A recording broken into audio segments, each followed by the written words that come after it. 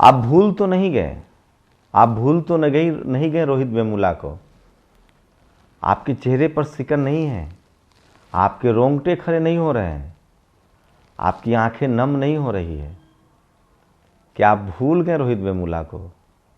उनकी माँ सिलाई करती थी, पिता से अलग रहती थी, पिता ने छोड़ दिया था और रोहित वेमुला अपनी मेहनत पर, अपनी ताकत से पीएचडी कर रहे थे।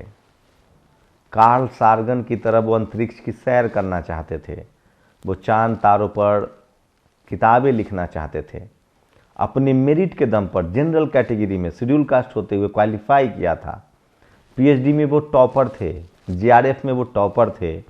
25,000 रुपये की स्कॉलरशिप मिलती थी, लेकिन उनको मरने के लिए मजबूर किया गया। पता है क्यों? क्योंकि रोहित वेमुला सिर्फ अपने लिए नहीं जी रहे थे, वो हमारे आने वाली नस्लों की लड़ाई लड़ रहे थे, ताकि हमारे बच्चों को फिर से एकलव्य की तरह अंगूठा न काटा जाए, ताकि संबूक की तरह किसी का वध न हो,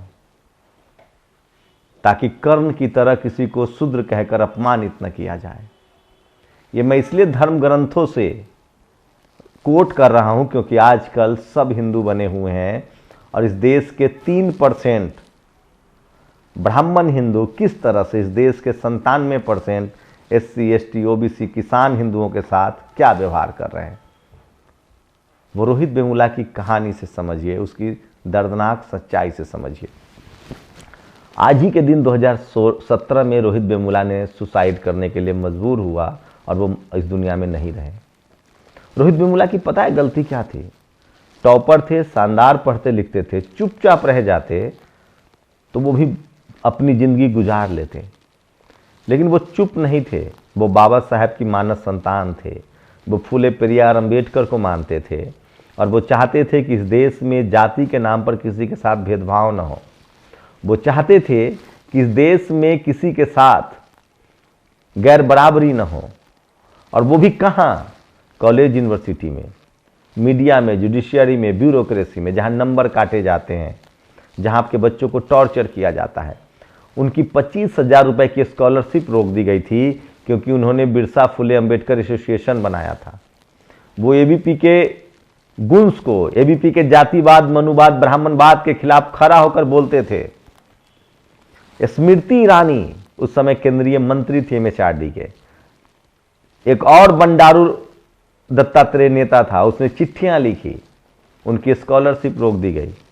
ये तस्वीर देख लीजिए, हाथ में बाबा साहब की तस्वीर है, कंबल है। रोहित बारा मतलब बेली बारा बोलते थे वो। बेली बारा का मतलब होता है उन लोगों के रहने की जगह जहां मनुवाद ने अछूतों के लिए जगह बना दी हो, शूद्रों के लिए जगह बना दी हो। रोहित के स्कॉलरशिप रोक दिया गया था, रोहित वेमुला का। लगभग 1 साल 6 महीने से उनको स्कॉलरशिप नहीं मिली थी। आप सोचिए, जिनकी मां मजदूरी करती हो, जो उस स्कॉलरशिप की वजह से पढ़ाई कर रहे थे, उनकी स्कॉलरशिप रोक दी गई। स्कॉलरशिप ही नहीं रोकी गई, वो अपने दोस्तों के नाम पर कैंटीन में खाना खाते थे, उनके कैंटीन में खाना खाने पर रोक लगा दी गई। उनको कॉलेज के कैंपस परिसर में जाने पर रोक लगा दिया गया। बताइए वो क्या करते? उनके पास कोई रास्ता नहीं था। हम लोगों नेशनल दस्तक में नए नए थे, हमें पता नहीं था, किसी ने साथ नहीं दिया, वो लड़ते लड़ते थक गए थे। सोचिए, आज हम लोग को इतनी गालियां दी जाती है जब हम सोशल मीडिया पर वीडियो चलाते हैं। ये कौन लोग हैं जो गाली देते हैं? कोई बहस हुई क्या रोहित वेमुला पर? जो लोग रामचरितमानस पर बहस कर रहे हैं, शूद्र अछूत पर बहस कर रहे हैं, उन्होंने रोहित वेमुला के जांच हुई? किसी पर कोई आरोप सिद्ध हुआ? किसी का कुछ हुआ? बीएसपी सुप्रीमो मायावती ने इस्तीफा दिया था, पूरे देश में लोग सड़कों पर उतरे थे। प्रधानमंत्री नरेंद्र मोदी से लखनऊ में बहुजन छात्रों ने सवाल पूछा था। कुछ हुआ क्या? नहीं हुआ, क्योंकि चपरासी से लेकर चीफ जस्टिस तक इस देश में वही लोग बैठे हुए हैं। आप बताइए ना, एक छात्र जिसका जीवन चलता हो स्कॉलरशिप से, उसकी स्कॉलरशिप रोक दिया आपने, मरने के लिए मजबूर कर दिया गया। और आज भी इस देश में अपने सीने पर हाथ रख के कहिए, अगर आप SC ST OBC माइनॉरिटी किसान जातियों से हैं, जाट पटेल मराठा गुर्जर हैं, आप नौकरी पा लेते हैं, अगर क्या सम्मान से नौकरी करते हैं आप? राजेंद्र प्रसाद सिंह ने ठीक ही कहा है कि SC ST OBC माइनॉरिटी के लिए, किसान जातियों के लिए रिजर्वेशन से नौकरी पा लेना आसान है, लेकिन सम्मान से नौकरी पूरा करना मुश्किल है। सोचिए, हम लोग एक पत्रकार थे, टेलीविजन चैनल में नौकरी की है, मैंने इस देश की टॉप पत्रकारिता इंस्टीट्यूट से डिप्लोमा किया है। मैं क्या गलती करता हूं? मैं इस देश के SC ST OBC माइनॉरिटी के लोगों के हक अधिकार की बात करता हूं। मैं सवाल उठाता हूं कि कॉलेज हो, यूनिवर्सिटी हो, जुडिशियरी हो, मीडिया हो, ब्यूरोक्रेसी हो, बिजनेस हो, हमारी भागीदारी क्यों नहीं है? क्यों नहीं हम लोग के लिए स्कूल कॉलेज के दरवाजे खुल रहे हैं? क्यों सरकारी संपत्तियां बेची जा रही? क्यों सरकारी स्कूल बेचे जा रहे हैं? क्यों हमारे लोग को नौकरी पेशा में परेशान किया जा रहा है? यह अपराध है। हम इनके कर्मकांड के खिलाफ बोलते हैं तो यह अपराध है। मैं फिर इस देश के बहुजनों से अपील कर रहा हूं, अपने बच्चों के साथ खड़ा होना सीखिए, नहीं तो आप पीढ़ी दर पीढ़ी गुलाम रहेंगे। आप कितने रोहित वेमुला गमाएंगे, कितने डेल्टा मेघवाल होगा, कितनी पायल तडवी होंगी? कब तक आप अपने बच्चों को मरने के लिए छोड़ देंगे? कम से कम रोहित वेमुला की शहादत को बेकार मत जाने दीजिए। और इस देश में, इस देश के तमाम SC ST OBC माइनॉरिटी और किसान जातियों को अपने बच्चों का फ्यूचर बचाने के लिए तनकर खड़ा होना होगा। इनसे सवाल पूछना पड़ेगा, बोलना पड़ेगा, लिखना पड़ेगा। क्या गलती थी रोहित वेमुला की? और आज रोज यही हो रहा है। इस देश में आप अगर एक भी, मैं दावा करता हूं, मैं रोज टॉक शो शुरू करने वाला हूं, आस्क टू शंभू। मैं इस देश के SC ST OBC मंत्री हो, राष्ट्रपति हो, MLA हो, MP हो, अगर सवर्णों की पार्टी में हैं, वो अपने दिल पर हाथ रख के कहें कि क्या वो आजाद हैं? क्या वो अपने समाज के हितों पर बोल सकते हैं?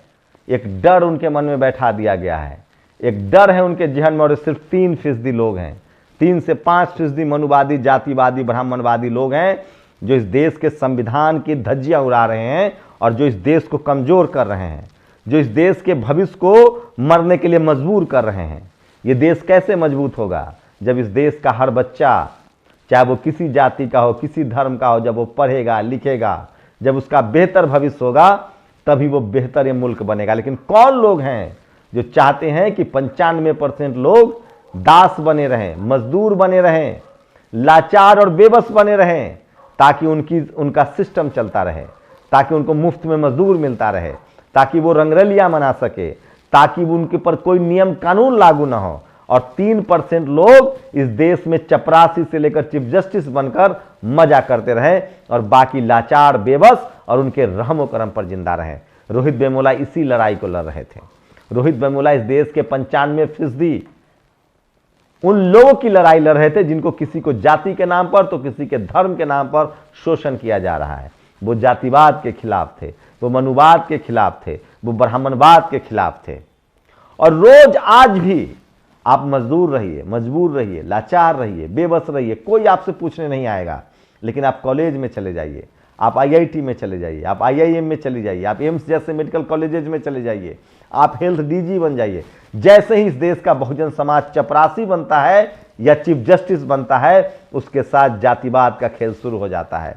इस देश में अब जातिवाद उसको झेलना पड़ रहा है जो इस देश के सिस्टम में आ रहा है, जो पढ़ा लिखा है, जो judiciary, media, bureaucracy, college, university में आ रहा है, जो लाचार है, बेबस है, गरीब है। वो रोहित वेमुला की मां को नहीं मारेंगे, राधिका वेमुला को, वो रोहित वेमुला को मारेंगे, क्योंकि रोहित वेमुला PhD कर रहे थे, वो कॉलेज यूनिवर्सिटी में जा रहे थे, वो उनके अपने हक की हिस्सेदारी खोज रहे थे।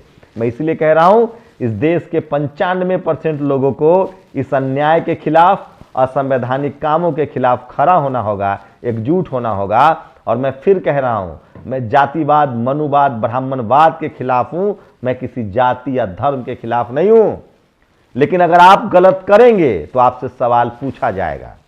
सवाल है कि अगर तुलसी दुबे ने अगर किसी को शूद्र अछूत नीच कहा है तो उससे सवाल क्यों ना पूछा जाए। सवाल है कि रोहित वेमुला को ABP के लोगों ने मरने के लिए मजबूर किया। स्मृति ईरानी उसमें मंत्री थी, BJP के मंत्री ने चिट्ठी लिखी थी, चाहे वो कांग्रेस हो, चाहे वो BJP हो, चाहे कोई भी पार्टी हो, सवाल तो पूछा जाएगा। मैं फिर कह रहा हूं, हम लोग जो सवाल पूछ रहे हैं वो मुल्क बनाने के लिए, वो इस देश की लोगों के लिए, इस देश के सेना के लिए। रोहित वेमुला इस देश को बेहतर करने की लड़ाई लड़ रहे थे, इस देश में शोषित वंचित समाज की आवाज उठा रहे थे, इस देश के जो शोषक हैं उनको कह रहे थे कि आप अच्छा हो जाइए, सुधर जाइए। मैं फिर कह रहा हूं, भारत का संविधान सिर्फ इतना ही तो कहता है कि सबको बराबरी का न्याय मिले, और रोहित वेमुला वही लड़ाई लड़ रहे थे। लेकिन इस देश में मनुवादी, जातिवादी, ब्राह्मणवादी मुट्ठी भर लोग हैं जिनका नेक्सस है मीडिया में, जुडिशियरी में, कॉलेज यूनिवर्सिटी में, ब्यूरोक्रेसी में, जिन्होंने कब्जा कर रखा है बेईमानी से चपरासी से लेकर चीफ जस्टिस तक, और वो रोज किसी न किसी कॉलेज में, किसी न किसी नौकरी में, किसी न किसी बिजनेस में, किसी न किसी खेल में रोज रोहित वेमुला का शिकार करते हैं।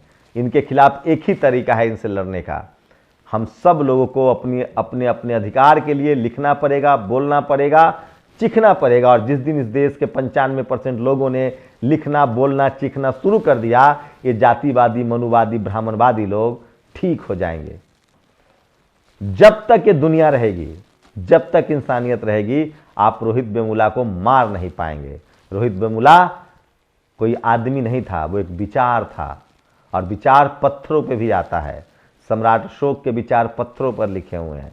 रोहित वेमुला आज हर घर में है, रोहित वेमुला सबके दिलों में बसते हैं, और रोहित वेमुला तब तक रहेंगे जब तक बाबा साहेब का विचार रहेगा, बुद्ध, कबीर, रविदास का विचार रहेगा, सोनेलाल पटेल, रामस्वरूप वर्मा का विचार रहेगा, जगदेव बाबू कर्पूरी ठाकुर का विचार रहेगा, जब तक अंकली का विचार रहेगा, जब तक इस देश में उन तमाम शोषित वंचित समाज के जो महापुरुष हुए हैं, जिन्होंने इस देश के बेहतरी के लिए, इस देश की इंसानियत के लिए, मानवता के लिए लड़ाई लड़ी है, तब तक रोहित वेमुला जिंदा रहेगा।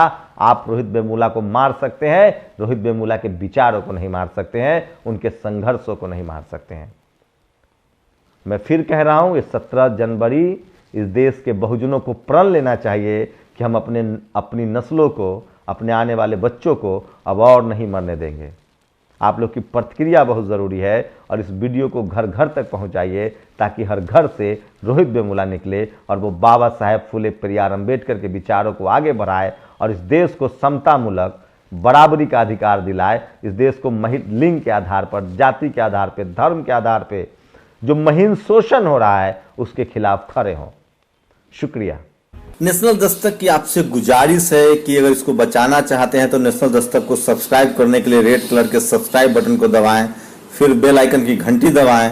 नेशनल दस्तक को बचाने के लिए बहुत जरूरी है कि हर खबर को शेयर करें, लाइक करें, कमेंट जरूर करें।